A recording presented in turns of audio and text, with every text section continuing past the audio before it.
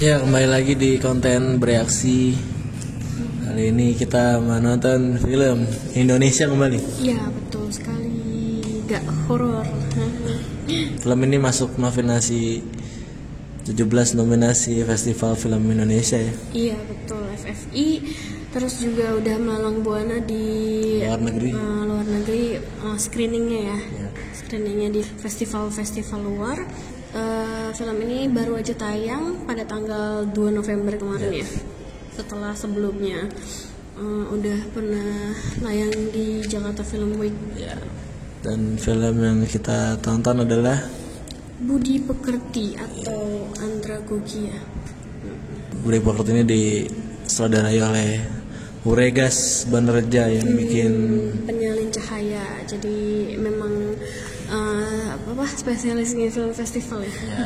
Diperani sama Syaina Febrianti sebagai Bu Prani, terus ada Angga Yunanda sebagai Muklas Animalia,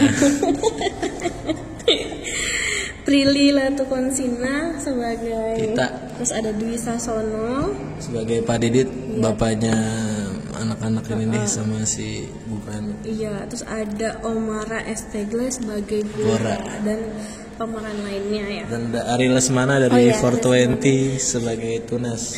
Tunas itu ya. Tunas Pembangunan. Jadi film ini bercerita tentang apa? Ya, film ini bercerita tentang seorang ibu Prani nih, seorang guru Iya, guru BK. yang nggak sengaja dapat masalah di pasar dan dia memaki seseorang, dan makiannya ini direkam oleh masyarakat sekitar situ sampai viral karena pemakiannya ini agak simpang siur kata-katanya ya. Aswi sama aswi gitu kan.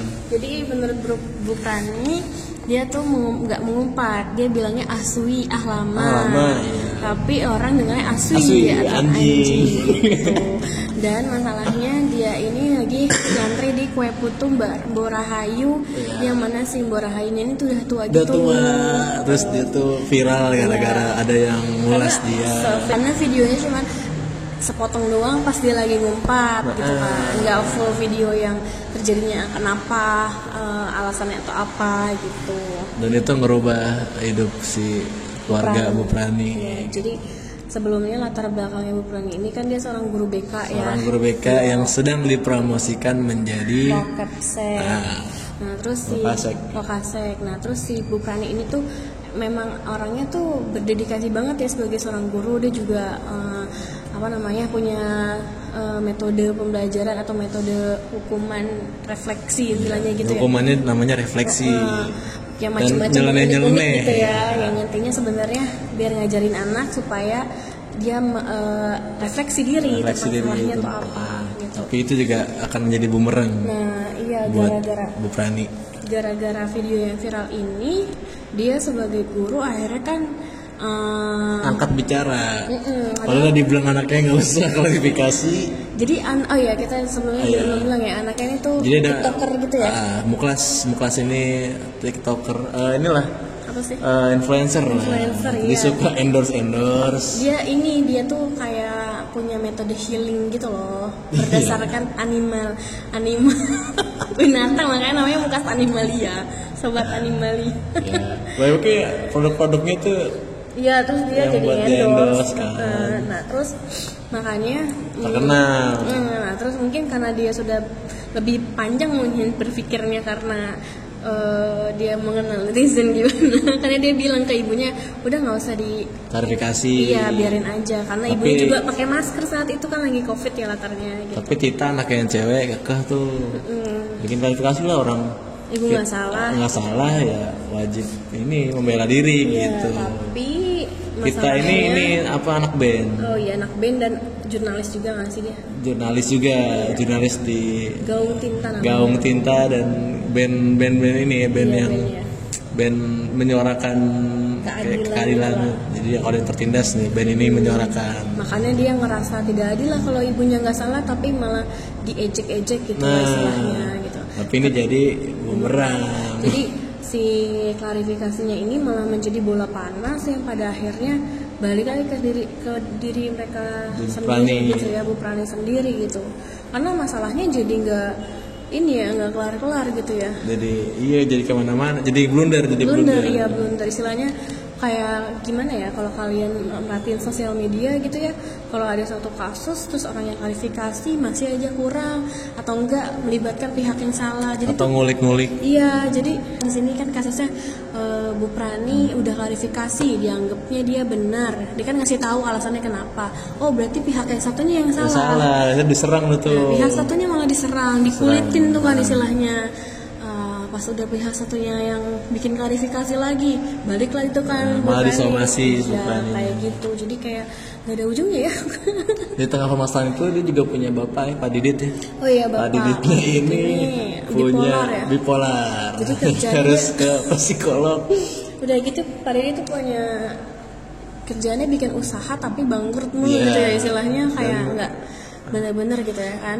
Makanya Bu Prani ini senang dipromosin jadi Wakasek ya, karena supaya akan bisa menunjang kehidupan mereka gitu. Bayar rumah, kontrakan. Karena mereka udah telat bayar kontrakan juga gitu. Tapi gara-gara masalah ini jadi total sendiri ya? Iya, bahkan tempat senamnya aja Bu Prani sampai dikeluarin gitu. Dia terusnya ikut lomba tapi ikut lomba gara-gara masalahnya ini yang kemana-mana ya. Bilangnya ya udahlah, ini dulu lah. Kalau kita ceritain jadinya spoiler banget ya semuanya, jadi tapi seru, filmnya seru, harus ditonton. Iya, jadi ya ini perspektif kita aja sebagai kalau kita jadi pelaku viral di media sosial nih kayak gini nih. Yang biasanya kita kan kerjanya cuma ketik-ketik di medsos gitu ya, istilahnya cuma komentar doang. Iya, nyampein apa reaction. Iya, nyampein apa yang kita tahu sebagian doang gitu kan. Kita nggak tahu faktanya kayak gimana, yang terjadi sebenarnya kayak gimana, tapi kita sering istilahnya melontarkan serangan dengan mudah dengan jari kita gitu ya di sosmed. Padahal kita nggak tahu kondisi nyatanya tuh seperti apa gitu ya. Terus ada juga ini kan menjembatani, pokoknya intinya si Bu Prani ini kan ujung-ujungnya juga membuka suara alumninya ya, yang tadi yang refleksi tadi tuh kan. Ya, alumninya care peduli. Jadi para alumni dari Bu Prani yang merasa refleksinya ini membantu mereka gitu loh. Ada hasilnya di kemudian hari kan. Itu pun jadi bumerang buat Bu Prani karena dianggapnya ada hukuman tidak manusiawi. Jadi ada salah satu kasus di muridnya yang lain, si Gora ya. Juga ya si Gora ini yang tadi kita sebutkan perannya, dia juga cukup berperan penting ya di sini. Hukumannya adalah satu hukumannya bisa kalian tonton sendiri. Itu dianggap sama netizen dan tidak manusiawi. Kok bocah umur segini disuruh. Karena bisa menyebabkan dia trauma. Muncul langsung dia video reaksi. Ahli pakar gitu. Nah terus yang bikin juga alumninya udah nggak respect lagi. Iya, gara-gara itu ditinggalin. Istilahnya nggak ada. Kok ibu nggak ngomong sih kalau dulu pernah bikin hukuman kayak gini gitu.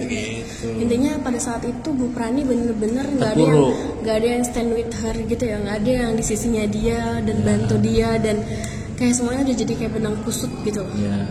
Cuman gara-gara masalah viral. Asli.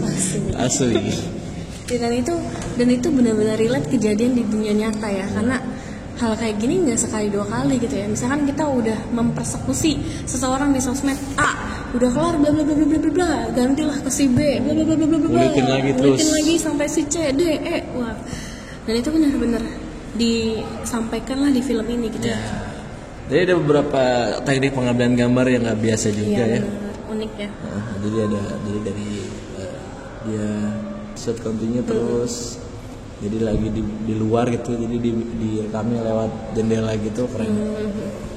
Terus juga di sini juga nyinggung tentang istilahnya moralitas lah ya, karena kan memang tentang budi pekerti nih ya. Yang Tita misalkan kayak dia yang nyuarain tentang keadilan dan bla bla bla segala macam, tapi ujung-ujungnya dia waktu wawancara nggak pakai izin. Dia cuma mau bela tentang keluarganya aja. Terus kayak ternyata dia buka thrifting yang dikeluarin dari brand. Istilahnya kayak cabut dari gaung tinta. Iya, terus gimana Muklas ini juga sebenarnya berperan juga dalam dalam kondisi yang gimana seorang influencer gitu ya, yang mementingkan diri sendiri, citranya aja gitu aja. Di mata netizen gitu, tanpa harus tanpa peduli itu kebohongan atau kebenaran gitu. Sedangkan Bu Prani tetap pada idealisnya yang ngomongin tentang kebenaran gitu.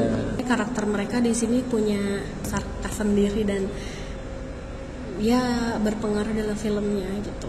Ada adegan ini juga yang buka tutup telinga gitu, pakai penyumbat telinga gitu supaya kalau dunia terlalu berisik maka tutup telinga gitu. Nah itu experience cuman bisa kalian rasain di bioskop. Jadi suara lagunya makin kecil, ada lagi keluar kecil, cuman bisa di bioskop. Sebenarnya juga metode healingnya Muklas juga unik-unik ya. Unik-unik. Kayak jadi hewan apa gitu. Cuman ya gitu, seperti yang netizen bilang, padahal dia menyuarakan tentang healing, kedamaian, tapi ternyata sikapnya seperti itu. Yang bisa kalian tonton, kenapa bisa netizen berpikir seperti itu ya. Sebenarnya wajar sih film ini dinominasikan banyak ya. Iya. Karena memang sangat relate dan cocok dengan kondisi sekarang gitu. Benar. Dan dia juga bikin endingnya realistis sih. Cuma ya memang mungkin tidak memuaskan untuk orang-orang ya, tapi ya apalagi karena kalau misalkan kita berpikir juga kalau di kisah nyata netizen misalkan ketika udah dikasih A pasti minta B, minta C, minta D, nggak akan kelarnya gitu kan. Kita selalu salah di mata netizen misalkan gitu ya. Gitu, makanya dibikinnya mungkin endingnya seperti itu gitu ya. Misalkan nonton. Oke, sampai di rating. Berapa rating untuk Budi Pekerti? 9/10. Aku 8,5/10. Semoga banyak film-film seperti ini ya. Jadi kita tidak dibombardir oleh horor-horor terus. Iya, betul. Katanya netizen juga bosan sama film horor. Jadi nonton film ini lah. Kan tidak horor. Dan juga banyak moral yang bisa kita ambil ya. Dan istilahnya kita sebagai netizen untuk lebih bijaksana lagi dalam menyikapi kasus-kasus yang ada di sosial media. Gitu. Sampai ketemu di konten Brasi selanjutnya. Jangan lupa like, komen, dan subscribe ya. Kalau ada kritik saran bisa ke kolom komen. Kita pamit, bye-bye. Bye-bye.